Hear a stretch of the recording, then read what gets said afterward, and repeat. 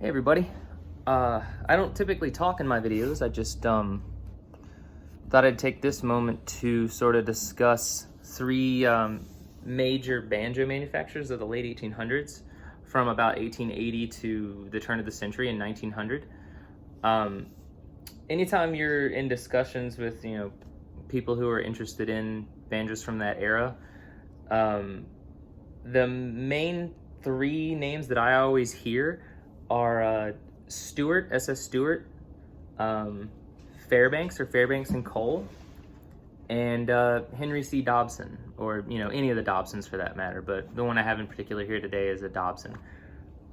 So I figured I'd just do a comparison of the three, and maybe some people out there be interested, because I, for one, searching the internet, never found any videos or anything doing a direct comparison of the three. So I figured I'd do it. Anyway, we'll start off with this. This is an 1880s Dobson patent 1881 with a silver bell tone ring. That's the bell-shaped tone ring that he patented in, I believe it was 1881. I've heard from some friends and people that play the banjo that he actually stole the idea from his brother, who had I think an 1870s patent on this very tone ring here. But anyway, this is the 1881 patent. This also actually has a patent for 1870, I think that's 1879 or 1878 actually. May 14th, 1878, Dobson's patent. Anyway, it's a pretty sweet sounding banjo. It has a lot of ring to it, a lot of sustain. And I'll play these at the end of the video. I'll do the same three sort of segments of a song in finger pick, overhand style. Finger pick and overhand style, as well as a little bit of up picking. I'm not so great at that. Next here we have a patent, December 31st, 1890, Fairbanks Electric, from the AC Fairbanks & Co. banjo makers of Boston, Massachusetts. And by the way, the Dobson was made in New York. And if you can kind of see here, there's a scalloped tone ring in this spun over rim. This is an 11.5-inch rim with a fairly short neck. I believe this is a 25.5-inch scale, so it's kind of a short scale, but it's a spun over rim, which a lot of banjos of that era were. And it's got the the patent Fairbanks tailpiece that a lot of them did. And this actually has, these are reproduction bone tuners, but Fairbanks made some pretty quality banjos back in those days. You can also tell this was pretty typical of a Fairbanks, that hook, or that bracing bolt there on the dowel. And this is the older style boat heel, which most Cole banjos have from after that breakup. Anyway, this one is very, very bright and very loud. I guess I'll go back to the Dobson. This is actually an 11-inch rim on this Dobson Silver Bell, which there was a lot of discussion in the late 1800s as to what was the best rim size. And let's see, I forgot to mention, this is serial number 75 AC Fairbanks. So this is one of the very early AC Fairbanks after the breakup of Fairbanks and Cole. They were a company from 1880 to 1890 that broke up in 1890. I don't have a lot of information as to why, but who cares? Whatever. I mean, that's neither here nor there now, and it's just information I don't know. But yeah. So yeah, now I'll move on to the last banjo here. This is probably my most decorated banjo. This is an SS Stewart Universal Favorite I believe, and it's a number 3, but I call it a number 3 plus, and I'll explain that in a moment. But this is SS Stewart's Banjo Makers of Philadelphia, Pennsylvania. He started making banjos, I think it was like 1878, 1880, somewhere in that era. He was a big fan of spun over rims. So pretty much any Stewart you ever find is gonna have these spun over rims. This one's a number 3, meaning fancier, because you can tell by all of this hand-carved mother of pearl inlay, and even on the peg head there. It's a really good craftsmanship. So you can sort of see just how much work went into that, into this ebony fretboard, and also crafted a carved heel. This would probably have been, I'd call it a number 2 carved heel. It was pretty standard for the higher end banjos. Not so standard on a universal favorite, even a number 3, was the 30 hooks. If you got a number 3, I think they came with 26 or 28 hooks. This one had 30, which tells you that this one was a little more special. This, I believe, would have been the normal number 3 was a $50 banjo. The number 1, the universal favorite number 1 was a $20 banjo. The number 2, I think, was 30, and then the number 3 was 50 or 40. It was like 40 or 50, and then you added another $10 or $20, and you got some more special stuff, such as this inlaid hand-carved inlays in the rim here. Also, this etching on the spun over German silver there.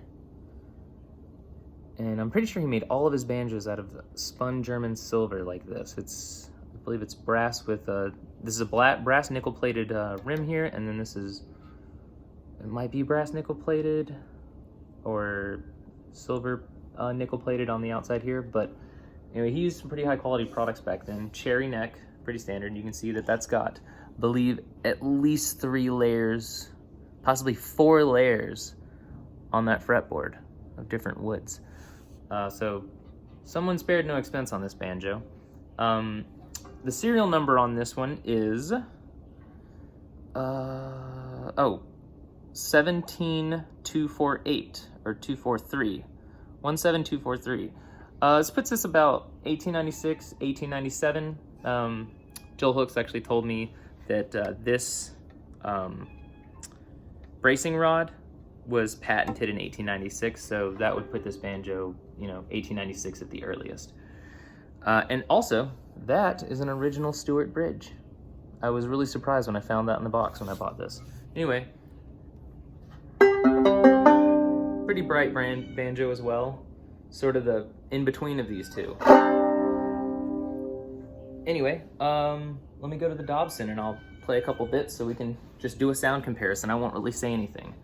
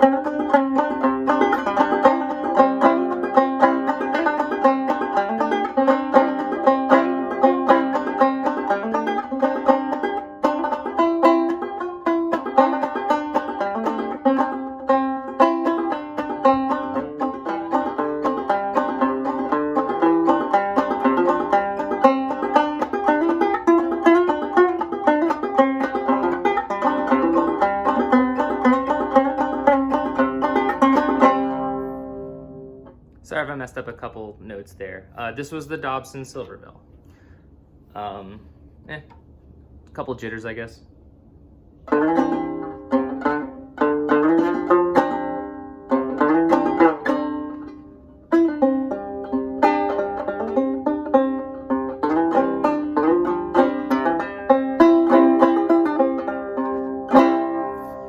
Anyway, yeah, Dobson Silver Bell. Next will be the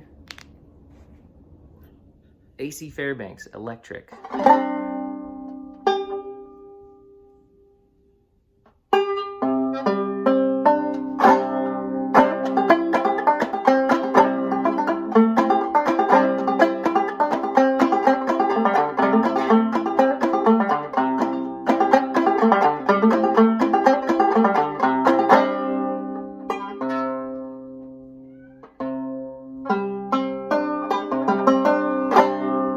These strings are still stretching a little bit too.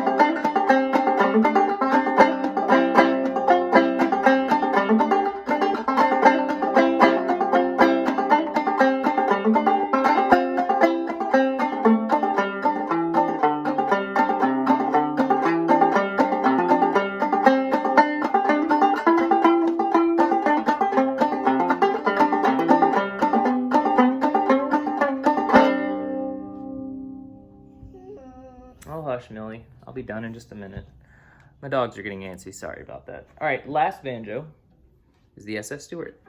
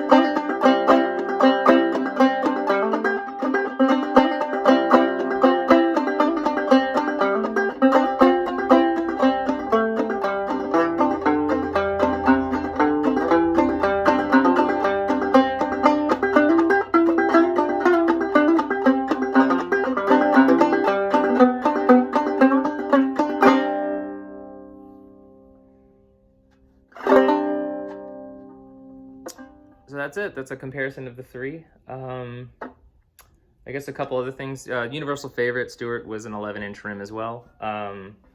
And Stewart made these up until about 1898 when he died. But these are 3 really great banjos if you're trying to get into antique banjos, and you can get these for fairly cheap in their more basic forms. A universal favorite #1 is anywhere from $300 to $700 depending upon condition. They're usually the 20 hook kind. Electrics, Fairbanks Electrics are usually a bit more expensive. Probably looking around $1,000. I don't have a lot of experience buying them. That's the only one I've ever owned. And then the Dobson Silver Bell, fairly popular banjo, but I think there's a lot of them. And you can get those from anywhere from $500 to $2,000 depending upon how it was built, because Dobson definitely made a lot of different variations of these, because he didn't make them himself. Some were built through Buckbee, maybe other contractors. It's supposedly rare that he built these himself. This one was probably this is an earlier one, I believe, just based off of the neck and how thick it is.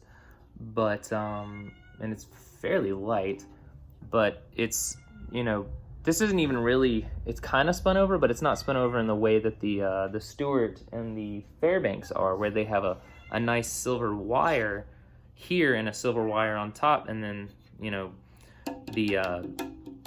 the clad outside is welded to those. This is literally just sheet steel folded over the edge of the rim. And then it's even just crimped on the top of the rim, and then this tone ring is sitting on top of that. But still a sweet sounding banjo.